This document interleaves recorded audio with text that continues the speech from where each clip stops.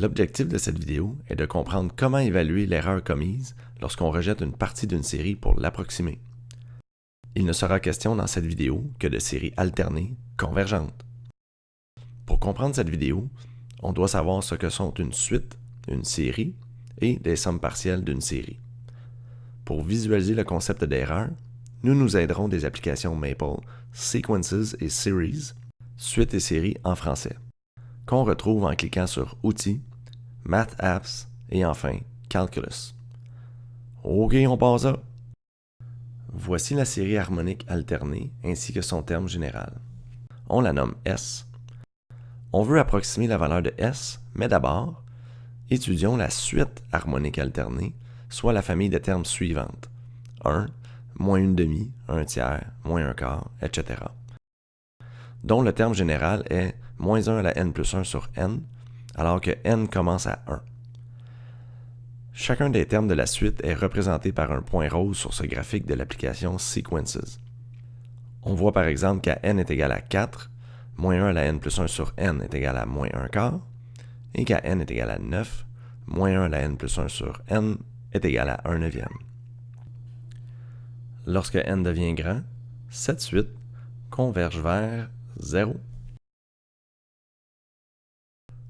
Lorsqu'on additionne tous ces termes, on obtient la série harmonique alternée, S, dont on veut déterminer la valeur.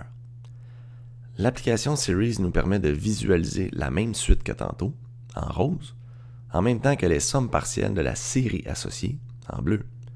Le premier point bleu, confondu avec le premier point rose, correspond au premier terme de la série, qu'on nomme S1.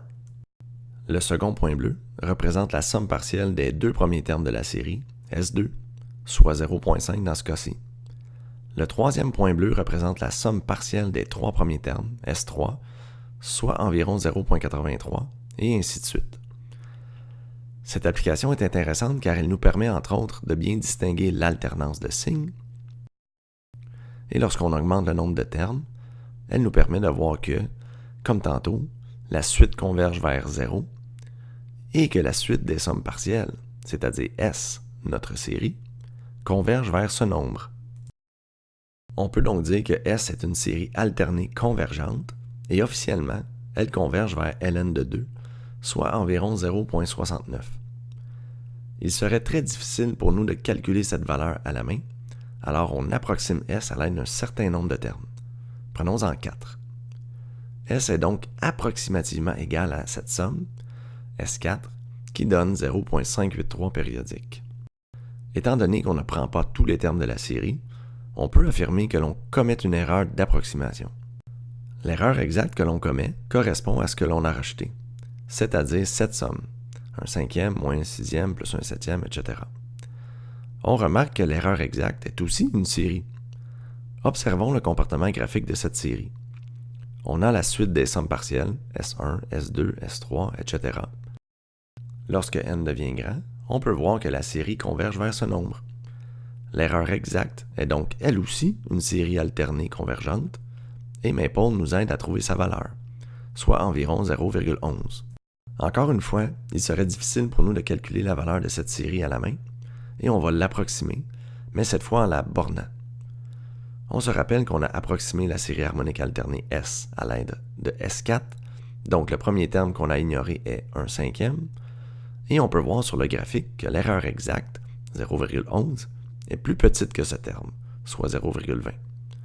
Et étant donné qu'on a affaire à une série alternée qui converge, ce sera toujours le cas.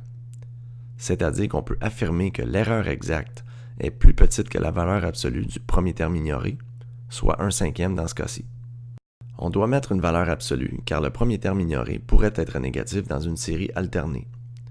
Notre série, S, est donc égale à 0,583 périodique plus ou moins 0,2, où 0,2 est l'erreur maximale commise. On peut donc dire que l'erreur commise est bornée par 0,2. En résumé, l'erreur commise sur l'approximation d'une série alternée convergente est bornée par la valeur absolue du premier terme ignoré.